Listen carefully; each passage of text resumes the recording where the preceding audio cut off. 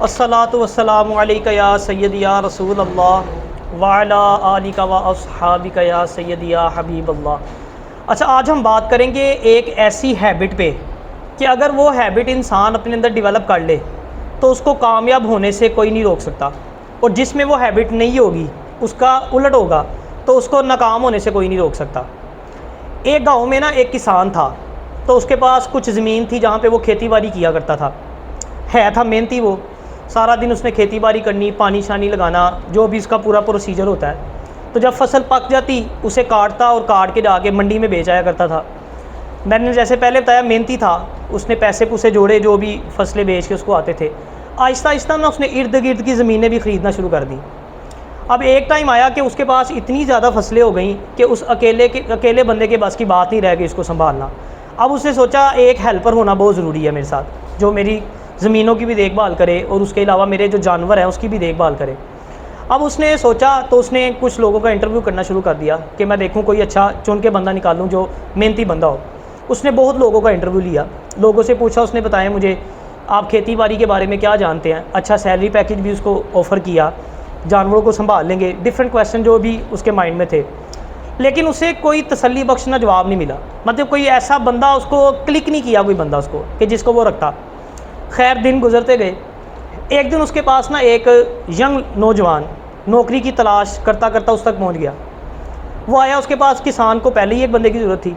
उसने उससे पूछा, यार मुझे बताओ तुम क्या कर सकते हो, खेती बाड़ी के बारे में क्या जानते हो, जानवर हैं मेरे वो संभाल लोगे, जो उसने सवालात करने थे। अच्छा, उसने तो सवालात किए जो अपने करने थे। उसका जो बच्चे का जवाब था वो बड़ा बेहतरीन था। बच्चे ने कहा कि जब तेज़ हवा चलेगी ना तो मैं सो जाऊँगा। अब ये देखने में कोई बात समझ नहीं आती, जैसे आपको नहीं ना समझ आई, किसान को भी समझ नहीं आई। उसने कहा ये पता नहीं अजीब सी बात कर रहा है, लेकिन उसने कहा ये सबसे अलग बात की है इसने। मतलब जितने लोगों का पहले सबका इंटरव्यू लिया ना, वो रूटीन की जो बातें होती हैं सब ने की, लेकिन उसने कहा इसने कोई अलग सी बात की है, इसमें कोई अलग चीज़ है, क्यों ना इसको रखा जाए। उसने जनाब उसको रख लिया। अब वो दिन रात काम कर रहा है, अपना मेहनत कर रहा है, उसको उसका काम पसंद आया, तरक्की करते गए दोनों आहिस्ता आहिस्ता। सुबह के टाइम काम करते थे, रात को जाके कमरे में सो जाते थे। किसान ने उसको एक रूम दिया हुआ था जहाँ पे वो रात को सो जाता था जाके। एक रात किसान सोया हुआ, एकदम तेज़ हवाएं चलना शुरू हो गई। अच्छा, वो इतनी हवाएं तेज़ होती गई, आहिस्ता आहिस्ता वो तूफ़ान में बदल गई। अब जैसे ही तूफ़ान में बदली ना, तो वो ज़ाहिर बात है किसान परेशान हो गया। उसने कहा जो मैंने फसल काट के रखी हुई है बाहर, वो सारी उड़ जाएगी या इधर उधर बिखर जाएगी। जानवर मेरे बाहर बंधे हुए थे, वो सारे हवा से डर के, तूफ़ान से डर के भाग जाएंगे इधर उधर। वो बाहर निकला जनाब, उसने उसको लड़के को तलाश किया, लड़का नज़र ही ना आए कहीं पे। उसको बड़ा गुस्सा चढ़ा, उसने कहा कितना गैर जिम्मेदार है, बाहर हवा चल रही है और इसको परवाह ही कोई नहीं है, जानवर मेरे निकल जाएंगे इधर उधर, फसलें मैंने काट के रखी हैं, बेरा गर्क हो जाएगा। वो आग बगोला होता हुआ जनाब उसके कमरे की तरफ गया। दरवाज़ा खोलता है, देखता किसान साहब सो रहे हैं आराम, वो लड़का जो है वो सो रहा था आराम से। उसको बड़ा गुस्सा आया, उसने ज़ोर ज़ोर से लाया उसको। उसने कहा तुम्हें कितने तुम गैर जिम्मेदार हो, तुम्हें ज़रा एहसास नहीं है, बाहर जो है वो तेज़ हवाएं चल रही हैं, तूफ़ान आ गया है, तो तुम्हें ना जानवरों का पता है और ना तुम्हें जो है वो पता है फसलें जो काट के रखी हैं उनका भी नहीं पता। उसने कहा मैंने आपको कहा तो था जब तेज़ हवाएं चलेंगी तो मैं सो जाऊँगा। किसान को और गुस्सा चढ़े, वो कहता बाहर मेरी चल गई है, तूफान आ गया, तू पता नहीं कि टून दे कितने ये तू की बोली जा रहे हैं। उन्होंने कहा दफ़ा हो जाओ, तुम जाओ सो जाके, मैं खुद ही देख लेता हूँ। जब वो बाहर गया ना, तो उसने जाके देखा जनाब जानवर अंदर बंधे हुए हैं, और जो फसलें काट के रखी हुई थी वो भी महफूज जगह पे पड़ी हुई हैं। बड़ा हैरान हुआ। साथ ही पीछे से वो लड़का भी आ गया। उसने कहा मैंने आपको कहा ना आप जाके सो जाएं, मैंने पहले ही काम करके रखा हुआ था। अब किसान को उसने वो सेंटेंस बोला था ना कि जब हवा तेज़ चलेगी तो मैं सो जाऊँगा, फिर उसको उसकी समझ आई। आपको समझ आई है स्पीकर की? अभी भी प्रॉपर समझ नहीं आई होगी। जो कामयाब बंदा होता है ना, वो तूफ़ान का इंतज़ार नहीं करता। मेरी बात समझे? वो ये नहीं कहता कि तूफ़ान आएगा तो मैं तैयारी करूँगा, ठीक है। वो बारिश होने से पहले छतरी का इंतज़ाम करके रखता है। मेरी बात समझ गया? वो ये नहीं कहता कि एग्ज़ाम आएगा तो मैं तैयारी करूँगा, वो एग्ज़ाम्स आने से पहले तैयारी करके रखता है। वो लड़के ने भी यही कहा था। उसका मतलब था ये नहीं कि जब सर पे पड़ जाएगी मेरी तो फिर मैं करूँगा। उसका मतलब था मैं एडवांस काम करके रखता हूँ। ये नहीं कि देरी चलिए तो मैं भागूंगा जानवरों की तरफ और मैं वो फसलों की तरफ भागूंगा। एडवांस काम करके रखा हुआ था। और कामयाब और नाकाम लोगों में यही फ़र्क होता है। कामयाब होगा वो वक्त से पहले तैयारी करके रखेगा।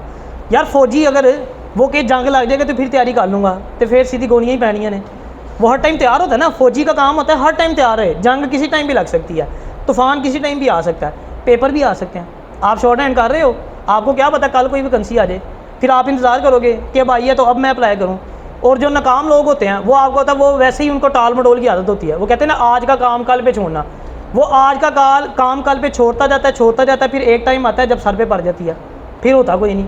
फिर जब 2 दिन अब ये मैं कल की आपको बात बताऊँ, आपकी स्पीड की क्लास का स्टूडेंट है, मैं नाम नहीं लूँगा, वो मेरे पास पिछले मेरा 6-7 माह पहले आया था, 2-3 महीने पढ़ा और छोड़ गया वो। अब वो कल आया, मुझे वो बोर्ड ऑफ रेवेन्यू की जो आपकी सीटें आई हुई हैं, मेरा ख्याल उसका 30 तारीख को या 31 को टेस्ट है। अब वो बड़ा परेशान कहता सर मेरा टेस्ट आ गया, मैं क्या करूँ? तो मैं कहूँ भाई मौज करूँ, उनकी करना है। हाँ, जब सारा टाइम ज़ाया कर दिया, छोड़ दी बीच में, अब जब सीटें आ गई तो अब तैयारी करने का क्या फ़ायदा? ये सारी पूरी स्टोरी की बैकग्राउंड समझे ना। तो जो कामयाब होता है वो पूरा साल तैयारी करके बैठा होता है, उसने बस इम्तिहान का इंतज़ार कर रहा होता है कब आए और मैं दे दूँ।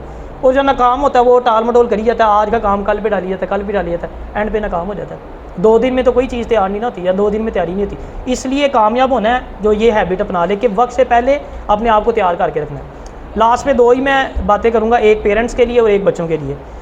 जो माँ बाप की तरफ से औलाद को दिए जाने वाली सबसे बेहतरीन विरासत है ना, वो अच्छी तरबियत है।